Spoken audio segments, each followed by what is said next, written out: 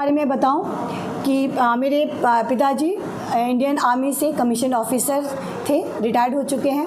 और क्योंकि मैं एक फ़ौजी की बेटी हूं तो मेरा जो एजुकेशन है वो केंद्रीय विद्यालय से हुआ है 10+2 तक। उसके बाद मैंने आंध्र यूनिवर्सिटी से ग्रेजुएशन एंड पोस्ट ग्रेजुएशन किया है। और वहीं पे हमारा एक ग्रुप ऑफ इंस्टीट्यूशन चलता है, sunrise high school, sunrise blooming birds, और मैं सनराइज़ हाई स्कूल की प्रिंसिपल हूँ। और प्लूरल्स पार्टी ने मुझे मौका दिया इसमें आने के लिए, उसके लिए मैं पुष्पम प्रिया मैम को और प्लूरल्स पार्टी के सभी पदाधिकारियों को धन्यवाद देना चाहूँगी कि मुझे इसमें आने का मौका मिला, क्योंकि मेरे अंदर एक देशभक्ति की भावना थी।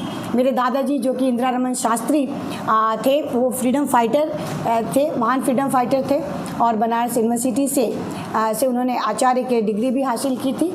तो कहीं ना कहीं मेरे अंदर एक देशभक्ति की भावना थी। मैं चाह रही थी कि काफ़ी दिनों से मेरे मन में था कि मैं अपने बिहार के लिए कुछ करूं, लेकिन क्योंकि बिहार में आने से एक डर सा लगता था और एक भय था, जिसके कारण हम कुछ नहीं कर पा रहे थे। राजनीति को बहुत ही गंदा माना जाता था, इसमें कभी भी आने का परिवार की तरफ से कभी भी प्रोत्साहन नहीं मिलता था, तो हम कुछ नहीं कर पा रहे थे। लेकिन जैसे ही मुझे पता चला कि पुष्पम प्रिया मैम ने प्लूरल्स पार्टी की स्थापना की है, तो मुझे लगा कि ये बहुत ही अच्छा मौका है, अच्छा प्लेटफॉर्म हमें मिला है। जो हम चाह रहे थे बिहार के लिए करने का, वो करने का यही एक सही स्थान है। और फिर मैं इस पार्टी से एकदम खुशी जुड़ी हूँ, और आज मैं पूरी लगन के साथ इस काम में लगी हुई हूँ, ताकि मैं इस बिहार के बदलाव में अपने मधुबाला गिरी एक हिस्सा बन सके। Thank you. के बारे में मैं ख़ास तौर पे आपको कहना चाहती हूँ कि प्लूरल्स पार्टी मात्र एक राजनीतिक पार्टी ही नहीं है, ये क्रांति के रूप में उभर कर आई है। आज जो हमारे बिहार का हालात है, इस हालात को मद्देनज़र रखते हुए हमारी मैडम ने इस पार्टी की स्थापना की है, और हम सब इसमें इसी मिशन के साथ जुड़े हैं कि हम सब बिहार में बदलाव लेकर आएंगे। बदलाव का सबसे जो शुरुआती है वो हम ये कहना चाहेंगे कि जो कैंडिडेट का सिलेक्शन हुआ है वो आज तक 74 साल में राजनीतिक पार्टी में किसी भी पार्टी में नहीं हुआ होगा। जैसे कि इसमें जो सिलेक्शन हुआ है वो 3 फेज़ में इंटरव्यू के दौरान हुआ है। यहाँ पे हमसे टिकट के लिए पैसा नहीं लिया गया है, किसी भी कैंडिडेट से कोई भी पैसा नहीं लिया गया है, टिकट को बेचा नहीं गया है। यहाँ पे काबिलियत को देखकर कैंडिडेट्स का सिलेक्शन हुआ है। 3 फेज़ में इंटरव्यू हुआ है, और जो इस इंटरव्यू के माध्यम से परफेक्ट लगा है कि हमारे पार्टी की आइडियोलॉजी से उनका विचारधारा मिलता है, उनके अंदर योग्यता है, क्षमता है, इस राज्य में परिवर्तन लाने के लिए उन्हीं को टिकट दिया गया।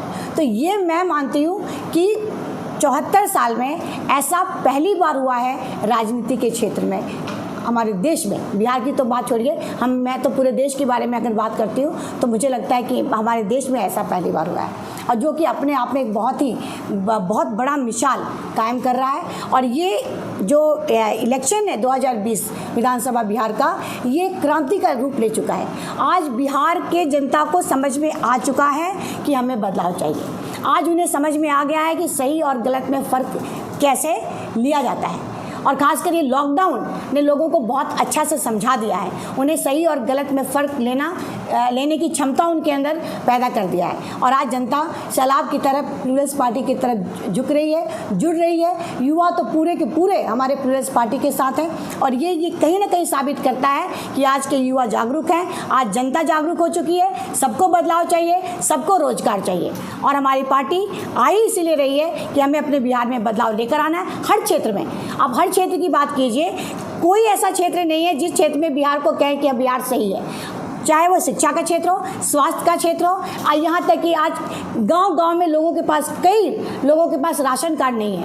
यहाँ तक कि जनता ये कहती है कि राशन कार्ड होने के बावजूद भी जितना मिलना चाहिए उतना उन्हें नहीं दिया जाता, उसमें भी कटौती कर दिया जाता है। एक भी स्वास्थ्य का केंद्र सुचारू रूप से नहीं चल रहा है, कहीं पर भी अस्पताल में डॉक्टर्स नहीं हैं। लोगों का ये कहना है कि जब कभी 1-2 महीने 4 महीने में डॉक्टर आते भी हैं तो वहाँ पर दवाई नहीं रहती है।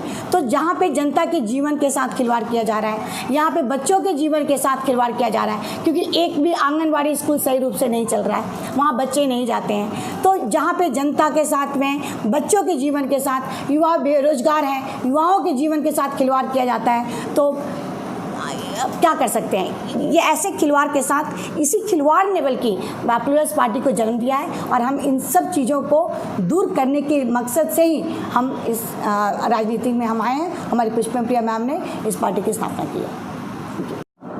सबसे पहले आप अपना परिचय दीजिए। सबसे पहले तो मैं आप सबको नमस्ते करती हूँ।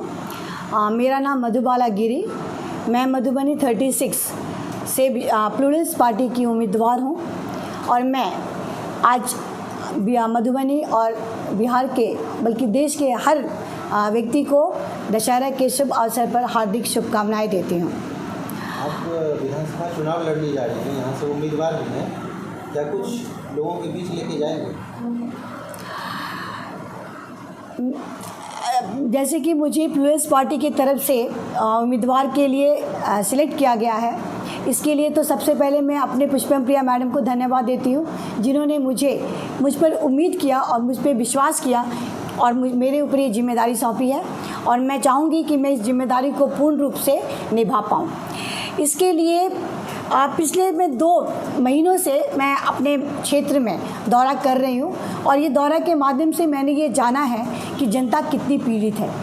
कोई भी साधारण ज़िंदगी नहीं जी रहा है, गांव-गांव में लोग बहुत ही पीड़ित हैं और ये जानने के बाद मुझे लग रहा है कि सबसे पहला जो हमारा कर्तव्य बनता है एक नेता होने के नाते कि हम अपने जनता को सही भोजन, घर रहने के लिए छत, स्वास्थ्य और शिक्षा, एजुकेशन उन बच्चों को उपलब्ध करा पाएँ, जो कि आज के डेट में मधुबनी में पिछले 2 महीनों से जो मैं दौरा कर रही हूँ उसके माध्यम से कह सकती हूँ कि ये सारी स्थितियाँ एकदम निचले स्तर पर आ चुकी हैं।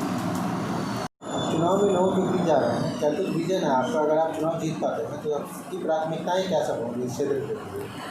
यही होगी कि क्योंकि जब तक हमें सही खाना नहीं मिलेगा, रहने के लिए छत नहीं मिलेगा, हमारे लोगों के लिए स्वास्थ्य का केंद्र सही रूप से काम नहीं करेगा, बच्चों को पूर्ण रूप से शिक्षा नहीं प्राप्त होती है, तो हम किसी विकास की बात नहीं कर सकते हैं। तो सबसे पहले हमारे जो प्राथमिक आवश्यकताएं हैं जनता की, वो पूर्ति करना हमारा परम कर्तव्य होगा। उसके बाद हम आगे के विकास की बात करते हैं और आगे के विकास की जब हम बात करते हैं तो उसमें आता है रोजगार। जैसे कि छोटे बच्चे जो हमारे समाज के नींव होते हैं, उनको अगर हम सही शिक्षा उपलब्ध कराते हैं तो हमारे युवा जो होते हैं वो समाज के पिलर्स होते हैं और जब हमारा नींव मजबूत होता है और पिलर्स मजबूत होता है तभी हम किसी राज्य के विकास के बारे में सोच भी सकते हैं। तो हमारी यही प्राथमिकता होगी कि हम पहले जनता की जो प्राथमिक आवश्यकताएं हैं उसकी पूर्ति करें और फिर हम युवाओं को रोजगार दें। हमारे पार्टी का मुख्य एजेंडा भी यही है, रोजगार रोजगार रोजगार।